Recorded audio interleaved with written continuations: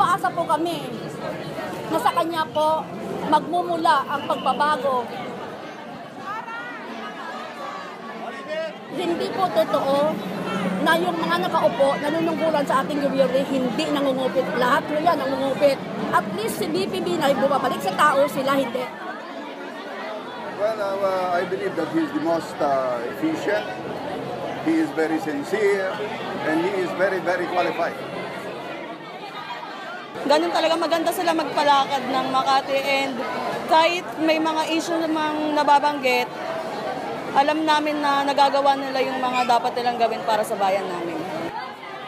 Yung mga project niya na malaki na itutulong sa bayan namin. Like nung sa yellow card, sa school, libreng mga edukasyon, ganun. Ako, nag-aaral ako sa public since kinder hanggang high school. Ayun, nakinabang rin ako sa mga niya. Ganun. Pati lahat kami magkakapatid. Pinaniniwalaan namin na may magagawa siya, may malaki may tutulong sa amin. Kasi even though kami hanggang ngayon tumutulong sila sa amin. Sa mga, lalo na sa mga may sakit. Pinapagamot po niya, yun po. Sabi nga nila, si BP Jojo Binay daw ay magnanakaw. Sino ba? Sagutin nila ako, sino ba ang nakaupo sa nanunungkulan sa gobyerno na hindi nangupit? Mayroon dyan maraming umaano na gustong maging presidente. Wala namang kaalaman.